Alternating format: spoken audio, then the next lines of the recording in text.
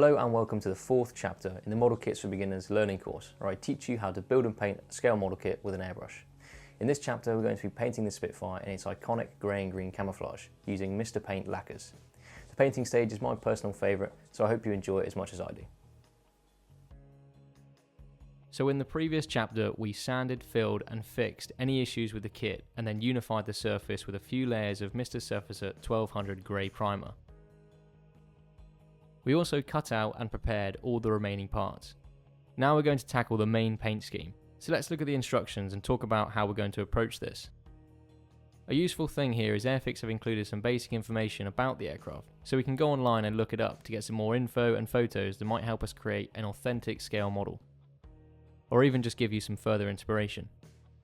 Have a look at the scheme and you'll see which parts are decals and which areas we need to paint. Decals are the numbers in red and the black numbers are the paints.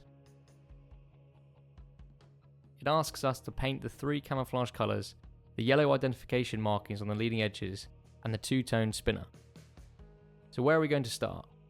As a general rule of thumb, it's best to put dark colours on top of light. So we would start with the underside grey, then move to the darker camo grey, and then the green.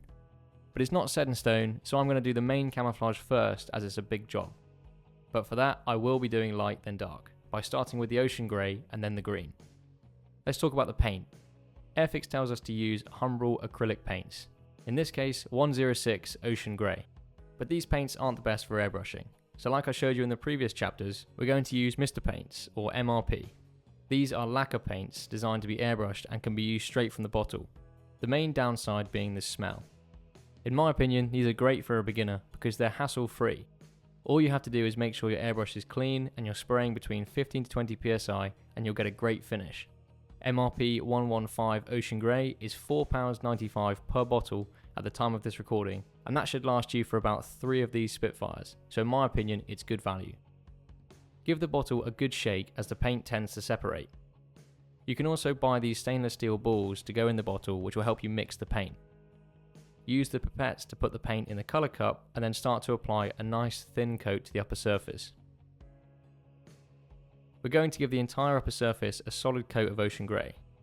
This might seem like a waste of paint, but it's actually a lot quicker and easier than trying to draw out and only put the paint where it's needed.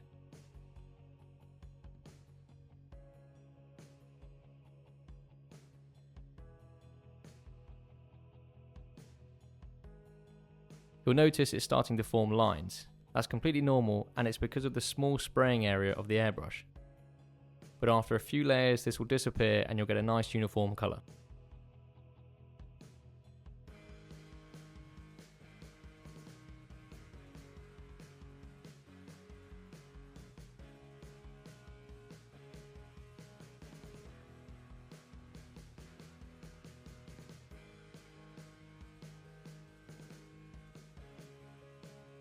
Make sure you overlap the grey into the lower fuselage areas, so when we come to paint that later on, we won't be left with a gap.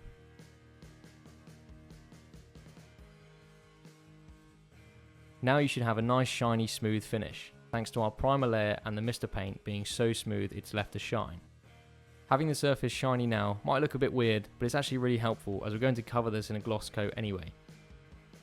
Now to make the camouflage pattern, we're going to use white tack, which is the less oily version of blue tack, so it shouldn't leave any residue on the model after we use it.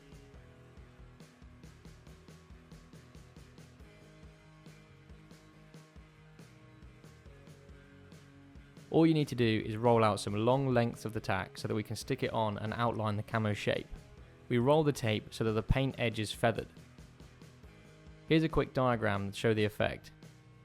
The curved edge creates a corner for the atomized paint to feather, which gives us a somewhat accurate sharpness to the line, but not as sharp as it would be with tape. It's also easier to maneuver the tack around to make the wavy pattern. I tend to start at the edge of the wing and hook the tack onto the other side, and then use the panel lines and surface details as placement references.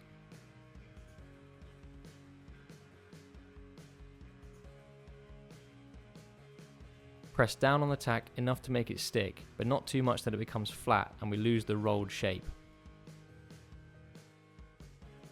Comparing with the scheme on the instructions, how accurate your pattern is entirely up to you.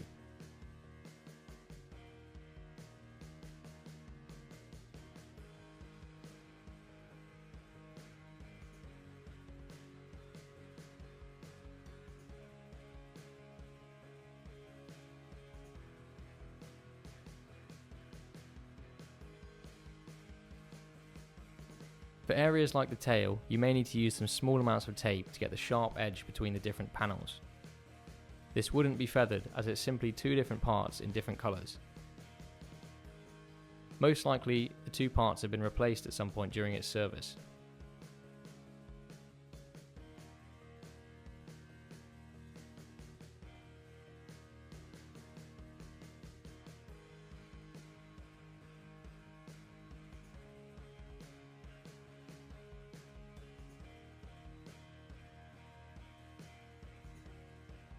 Now all we have to do is backfill the grey areas with masking tape.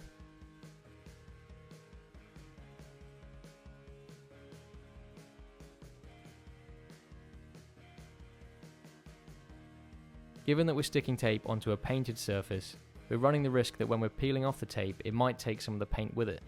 The primer layer should prevent this as it grips to the plastic and acts as a foundation for the subsequent paint layers.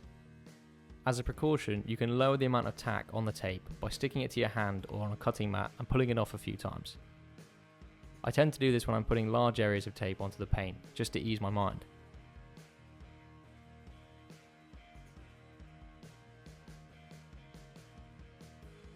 Once you've filled in all the grey areas, go back over it all and check for gaps or any missed areas and double check the pattern with the instructions. Now we can paint the green using MRP 110 dark green. Try to keep the airbrush at a perpendicular angle to the surface so that you don't spray under the curved edge of the tack, or else you won't get the feathered effect. And also you might get an unwanted buildup of paint.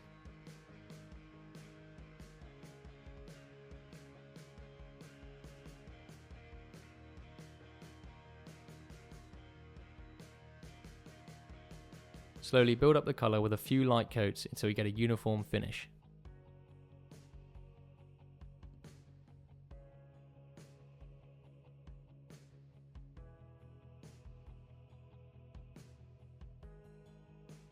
Now for the satisfying part.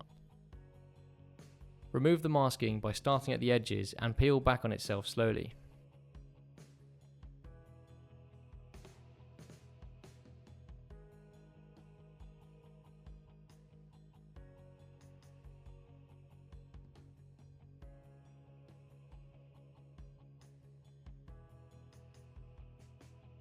The white tack might leave some small pieces of itself on the surface, but you can just use a ball of blue tack to pull it off. Underneath the masking we can see a nice soft edge created by the rolls of tack, and the grey should be perfectly protected under the masking. When removing the large pieces of tape, just be careful and take your time. Try to resist the urge to rip it all off.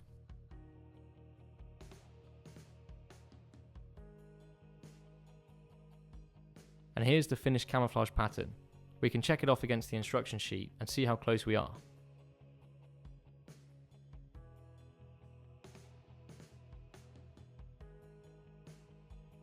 Next, we need to paint the underside grey.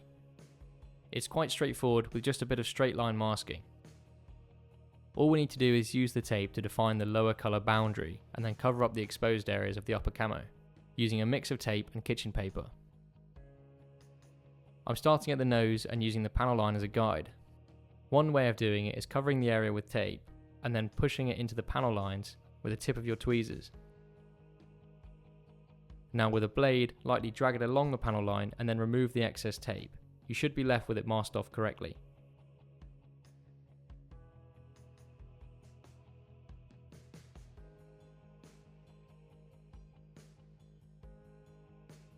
Or you could do what we did with the canopy and cut small flexible strips and follow the curve.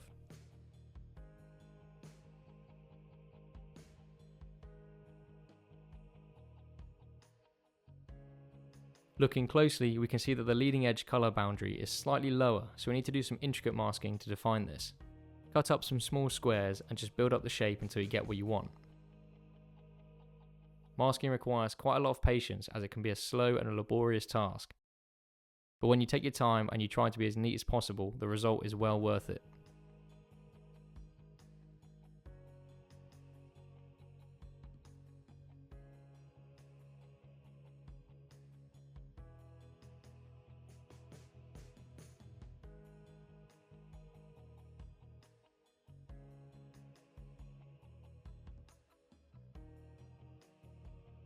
At the tail, we need to cover up the entire area below the horizontal stabilizers. So just build up the tape and try to picture how you're going to be airbrushing it to make it work for you. Once that's done, we can use kitchen paper to wrap around the upper surface and cover up the previous work. Simply stick it in place with tape.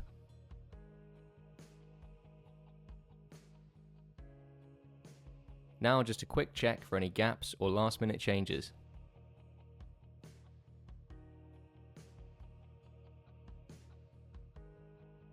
Then we can use our MRP 112 medium sea grey and start applying some light coats. Luckily, it's quite similar to the primer, so it won't take much to get a uniform colour. Use the light reflection if you're struggling to see where the paint is landing. Focus on getting a good opaque colour at the tape edge. But don't flood the surface, as you'll end up with a ridge of paint once you remove the tape. You could also paint the landing gear covers and tail wheel at this point, as it's the same colour.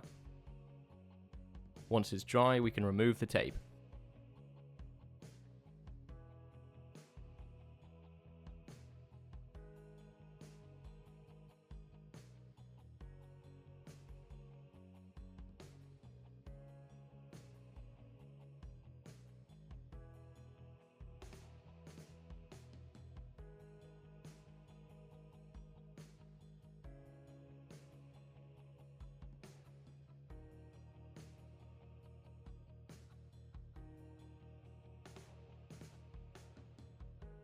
So now all that's left to paint is the yellow wing identification markings, and to do this we're going to use a special flexible tape. And you're probably thinking, why didn't we use this for everything else? Well, I just wanted to show you the other techniques and save you having to buy more stuff. Also, flexible tape tends to be a bit thicker, so it can be a challenge to get in tight areas. So to start with, on the yellow stripes, we're going to familiarise ourselves with exactly where they are. It starts on the outside of the guns and finishes at the wingtip panel, symmetrical on both sides. It's easy to find the endpoint as it's on a panel line, but for the inside line we need to find the big square panel, then the two rivets inside, and then we go to the middle of those two and straight up. That's our start point. And we can check the underside to see how it follows under the wing. The edge at either end is parallel with the fuselage, so we need to make sure we put the tape on straight. Start by using masking tape to create the endpoints. You'll need to use two pieces to keep the line straight.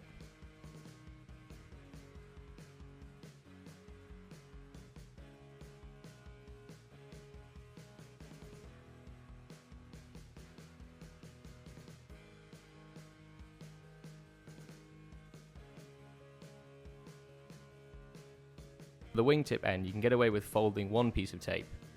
It'll stick out as we're not following the wing curve, but as long as the inside edge is flush to the surface, this should be fine. Now, get a long strip of flexible tape and lay it down, trying to keep it equidistant from the wing edge all the way along. This is easier to check from a shallow viewing angle.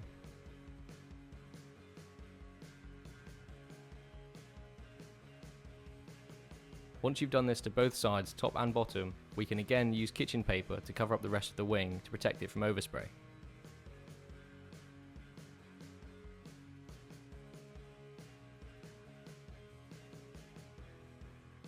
You shouldn't need to cover the whole aircraft, as we're only working in a small section.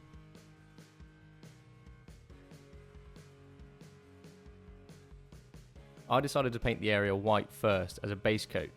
This adds another layer of colour to stop the grey and green pattern from showing through. And it will also make the yellow more vibrant. I didn't make the white completely opaque as it's not really necessary, just a strong dusting to help the yellow. Using MRP 122 marking yellow, apply it slowly to build up the colour without flooding the surface or putting it on too thick.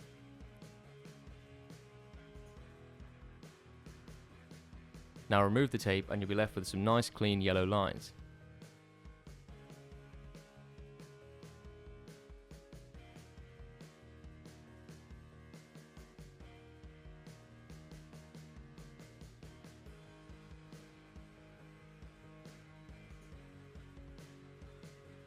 At this point I need to jump into the future because later on in the decaling stage I ran into an issue.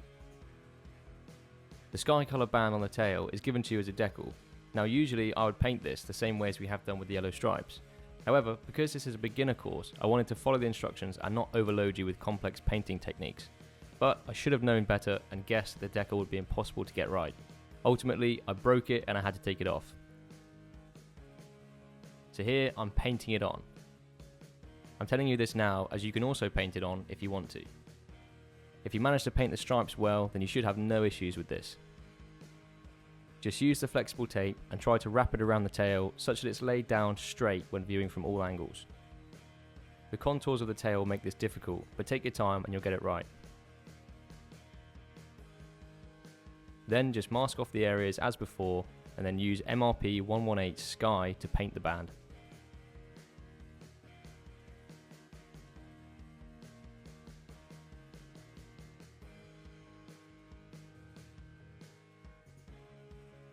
If after that you're looking at the nose stripes and wondering why I'm also not painting those, is because the decal works. Just about. So look forward to that. And with the band, that completes all the painting on the main aircraft. Now we just need to do all the small pieces, starting with the canopy. Mask the inside of the canopy off with tape or a large ball of blue tack, but make sure it's pushed all the way in and completely sealed.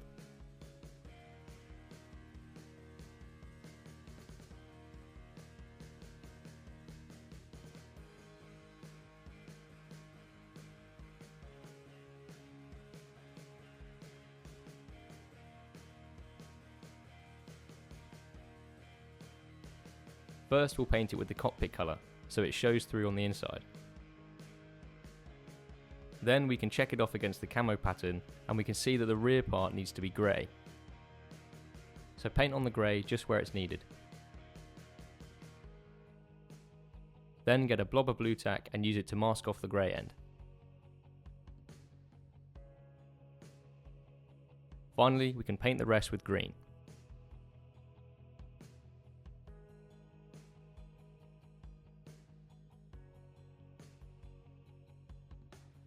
Make sure you leave the canopy with all the masking tape on, as we're not quite done with it yet, but remove the blue tack covering the pattern, as that is finished.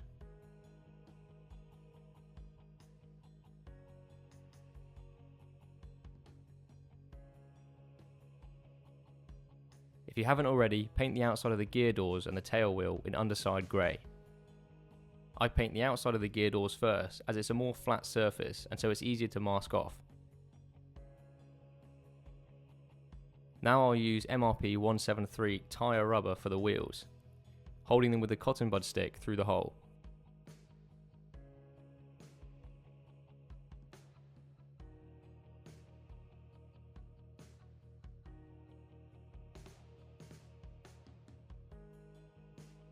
After that we can group the undercarriage parts and paint all the metal areas. First, let's mask off the back of the gear doors. Simply stick on a large piece of tape and then cut around it. Make sure it's stuck down around the whole side.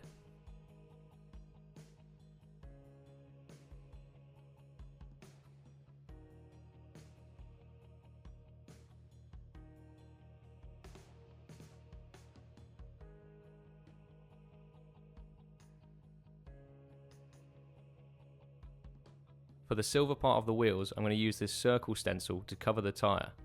Find the circle that's the same size as the centre silver part, and then you can hold the stencil over the wheel and paint through the hole. For this I'll be using Alclad 119 airframe aluminium, the same as we use on the cockpit. I'm trying to reuse the same paints so that you don't have to keep going out and buying different colours for only tiny applications. Now we can paint the parts as we've done before.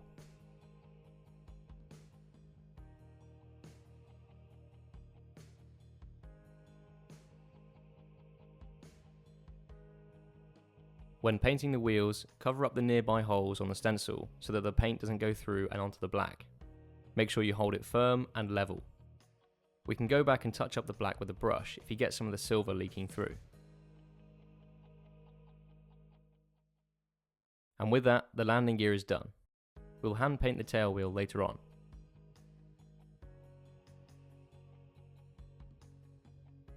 Now let's tackle the prop and spinner.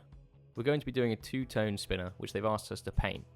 On the surface, this might look straightforward, but the cone shape is going to make masking the colour boundary a bit of a challenge. Wrapping flat square tape around a curved conical shape will cause the tape to fold up in certain places, even the flexible tape. So it might take a few attempts to get right. I did a bit of testing on this spare part found in the kit to determine which colour to do first, red or blue. I also thought that this particular red that I was using didn't come out dark enough like the scarlet red Airfix suggests, so I added a very small amount of black, or more specifically tyre rubber, to darken it, which made it much better. So this side is red on blue, which you can see is a bit too bright and saturated, and on the other side it's blue on top of the darkened red, which is pretty damn spot on. So our painting process will have to be the darkened red first, and then mask up the tip and paint the blue. I've put the two parts of the spinner together and stuck it on the stick with blue tack on the inside. Add a drop of black to the red in the colour cup. We only need a very small amount of black to achieve this. Then do a nice even coat on the spinner.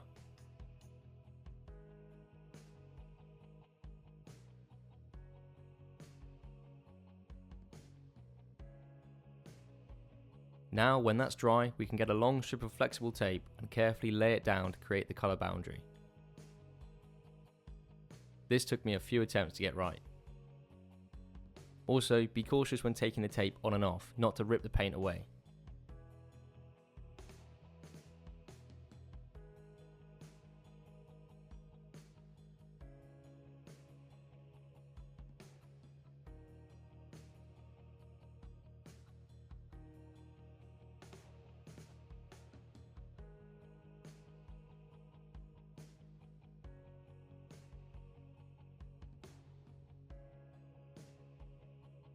Let's move on to the propeller, which is a lot more straightforward. Paint the tips of each blade MRP 122 marking yellow.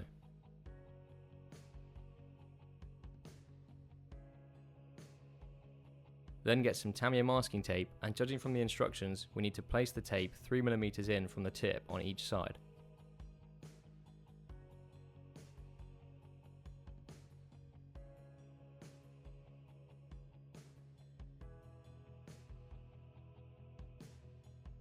Make sure the tape is fully sealed off by gently bending it around. Repeat this for all the blades and then you're good to go. Now we can use MRP black to paint all the blades.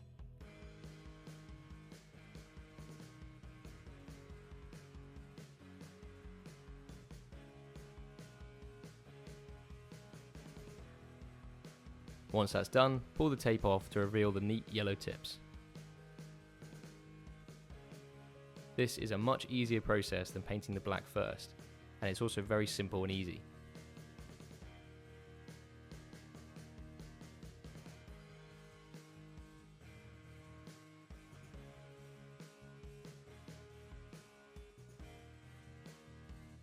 The last thing to paint is the exhaust stacks. I'm going to use these as a demo for painting metal colours onto a gloss black base. Painting onto a gloss black base gives the metal colour a deeper look, and in some cases it makes it look significantly more realistic, especially on large parts. I'll be using Alclad 112 steel for the darker metal colour, but for one of the exhausts I'll be basing it with MRP 172.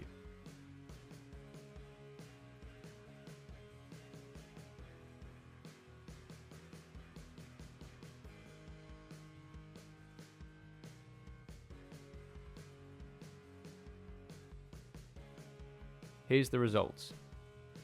These aren't the best pieces to demo on, but it's better than nothing. You can see the clear difference in the colours.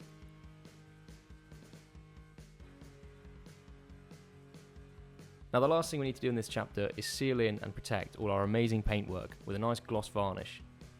We need to protect the paint from the chemicals that we'll be using in the coming chapters, such as decal setting solutions, weathering washes and thinners, all of which would eat into the paint if we didn't have a layer of varnish to protect it. The same process as we used on the cockpit, but on a much larger scale. I'm using X22 clear again because it's a jack of all trades. It dries quick, it's resilient, and it gives you a good shine. You could go out and get a gloss varnish specifically for giving you an ultra shiny finish, but that's not really what we need.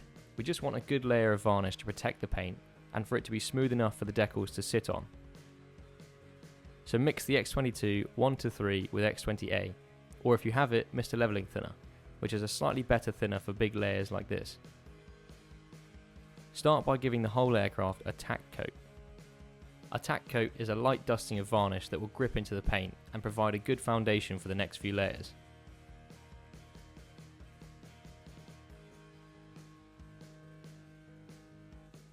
Leave that to dry for around 10 minutes or go over it with a hairdryer. Then we'll add a wet coat.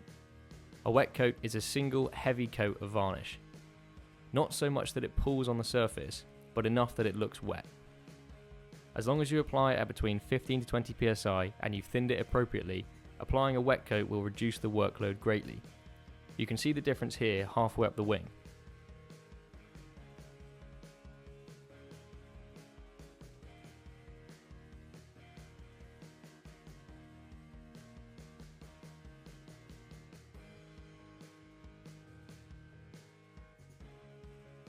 You should only need about 2 or 3 layers. I applied 2 wet coats and this is the result.